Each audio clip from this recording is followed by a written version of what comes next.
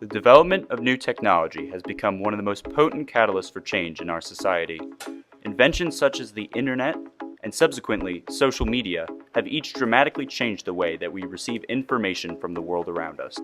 Members of the elderly segments of our population are unique in that they experienced a majority of these developments firsthand. Their perspective of life before and after these innovations can provide us with insight regarding how issues of aging have changed following the adoption of this information-heavy way of life.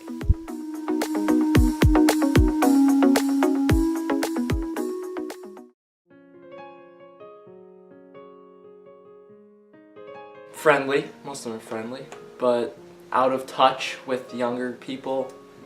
Some are helpless, I'd say. I think that they're out of touch, like technology-wise. They're kind and caring about the people in their lives. We live a lot longer. Yeah. Seem to have better care, better health opportunities, pay a lot more to get it. And we have more opportunity to use all the media, social media that's out there now. If you take advantage of it.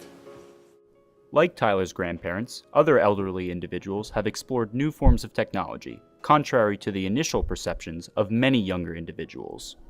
Center Director Meredy McCaig says teaching seniors about technology became a necessity. Some of them don't get out to make long trips to see their relatives, and it brings them back out into Facebook and to Skype and just to be able to communicate. There's an economic benefit to the trend as well. Career and retirement expert Carrie Hannon says seniors are a big part of the online economy. About a third of internet users in general are over 50. As seniors get more excited about using the technology, they're going into the marketplace and buying it. Technology skills can also help seniors looking for post-retirement jobs. You need to have an online resume, you need to have your LinkedIn presence, and that's how you're going to network, that's how you're going to find jobs today. That's Carlton Reed Calloway's goal. When I was retiring in 1995, the computer world was coming in, and I was going out. So I didn't think that it was necessary for me to learn how to use a computer. But now, to advance his new career as an actor, he needed the skills his senior tech teacher showed him. As a result of that, I was able to get some photo ops done, and she helped me to send them to my agent. Drag until you see the arrow. His teacher, Madison Lamb, is also getting something from the class. I think I've learned a lot and how to connect with people and work with, because I'm usually a shy person. So you can type in their number. The benefits for the young teachers go beyond building social skills, says Sapphire Windley with the Youth and Teen Center, which runs the program. This is something where they're needed and their skill set is valued and it gives them purpose. And there's a sense of accomplishment in bringing someone into the digital age. For writer Faiza El Masri, I'm Faith Lapidus, VOA News.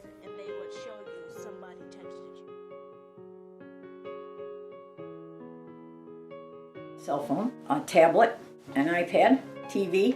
I use, obviously, the telephone, not a cell phone. Do not own a cell phone. I have a part-time job. I'm on the computer constantly. I use email, a lot of TV. iPhone. Yep. I have a PlayStation. I use school computers, but okay. Not you don't have your own laptop. No. I own a cell phone, a laptop, a smart TV, and an iPad. The Pew Research Center has found that adults 65 and older have historically been late to adopt new forms of technology. Older adults are consistently less likely to use the internet, with prevalence of internet usage being negatively correlated with advanced age. This can likely be at least partially attributed to certain aspects of the aging process, which may make using new technology difficult or impossible for older people. I use it every day, all of it. Right. I use the computer at work. Right. And during slow times, I go on and check what's going on in the world. And then I watch the news at night, the 6 o'clock I'd news. say at least 5 hours a day, from sitting on my phone at night to watching TV, and in school, like typing essays and stuff like that. Do you go on your phone a lot during school, or? Yeah, during free periods. Yeah. Just to look at all the social media and stuff and stay in touch with everyone, but not during class, obviously. Right. I would say anywhere between 4 and 6. What do you use the most? Definitely my phone, but if I have more homework to do on my computer, then that would take up more time. Despite the age-related conditions that may limit the ease at which elders can use new technology, the prevalence of internet usage among individuals over 65 has been increasing rapidly. 59% of adults over 65 used the internet in 2013, compared to 14% in 2000.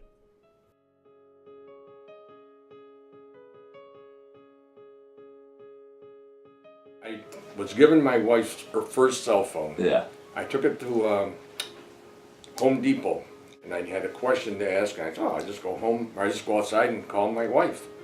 I called her, and the phone was busy. Called her, waited about 15 minutes, called her again, the phone was busy.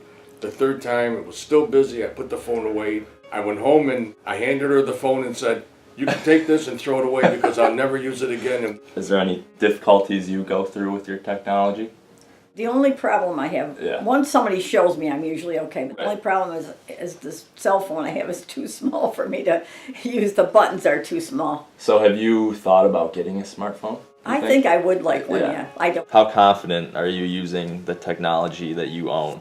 I'm really confident. I think I could go on and do anything on my phone or PlayStation or television, or teach anyone how to use it. Do you think you'd be able to teach that to an older adult? Yeah, it'd be tough because they haven't used it. I think I'm pretty confident, especially with my phone, for doing everything on it. And I also think that if I needed to learn how to do something on it, then I would pretty easily be able to do that. Do you think you could be a teacher to older adults and teach them how to use them?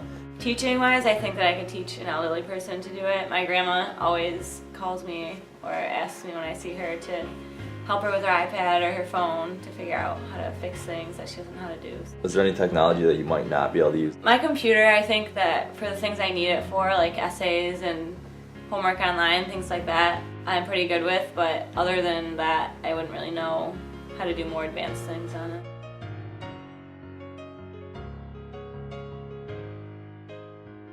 I probably use it as little as I can. I don't have a lot of confidence, or whether it's confidence or I just don't have a lot of concern as to who's having the latest baby. I think there's a lot of information that goes out that is dangerous information for people to put out.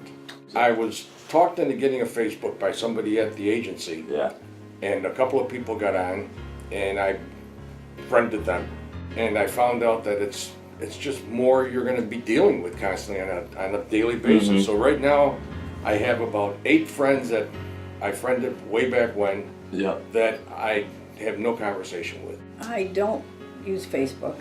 I think it's just a lot of gossip, and that's why I don't use it. Twitter once in a while, like if I want to know something about like a sporting event and I want to know what's happening in it, I go on Twitter and look it up. But for the most part, no. I also would avoid that, and I think it's part of my belief now, is that there is no emotion in talking to somebody the way young people especially talk today. There are more problems caused over something that no one knows how it was said or what. Why do you think there's such a problem with the kids nowadays with the social media and all the problems you hear that it's causing?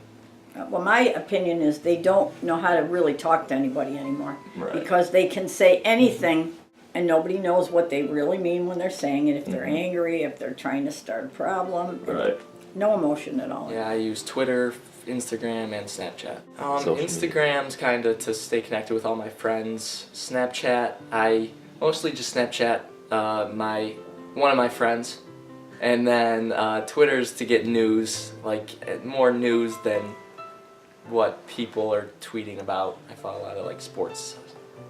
I use some social media. I think Instagram a little bit and Facebook are mostly the two I use. Snapchat. Instagram I use to see what my friends are doing and what's going on in the people's lives around, like that I know.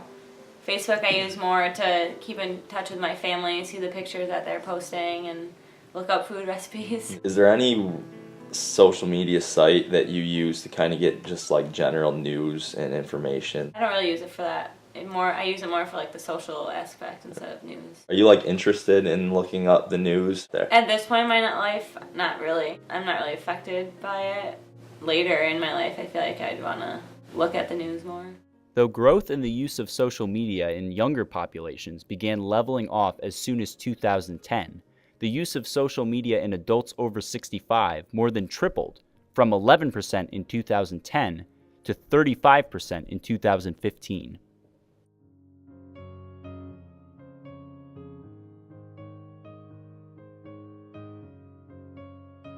When I was a kid, you read the news and that's what actually happened. People reported the news. Today, people report their opinions of the news. Today, so many times you find even in an accident, it's like the first person who gets to their station to report the news as they saw it. And it may be right, it may be wrong, it may be completely different than it actually was. And so now you've got to add your own 2 cents into your thought process as to what you think may be happening. I kind of think it's overkill. You can go on TV, on CNN, and there are people who sit and watch CNN all day long. Right.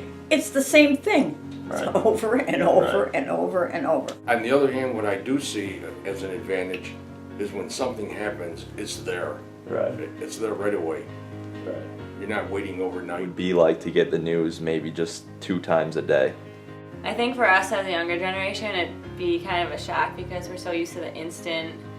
We can look something up right away if we want to know an answer or what's going on in the world or in our lives, and not have that, I think, would be a big change for people to have to get used to. Now I think we can get it instantly, and now if they don't have Twitter, they gotta wait for the newspaper to come the next day or go online or something, but Twitter's an instant way to find news. Do you look at the newspaper? I do look at the newspaper in the morning, mostly just the sports section.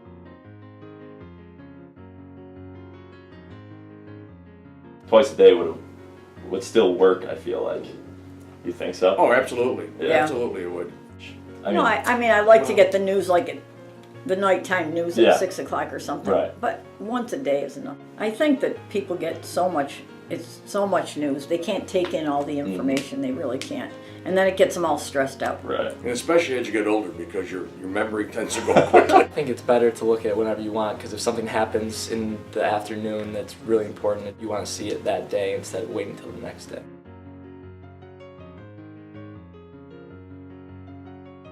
You wouldn't have as much knowledge as we do now.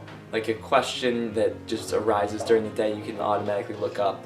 You'd have to go more in depth, go to a library or something. I think as a college student it'd be a lot different because when you need to know an answer to something, all I have to do is quickly look it up on my phone and it's there in an instant. But if it wasn't, it'd be a lot different. You'd have to look up things in your textbooks or go to the library and things like that. It'd be a lot less instant gratification. The pattern of delayed but rapid adoption of technology seen in older adults likely has causes stemming from several important topics in aging.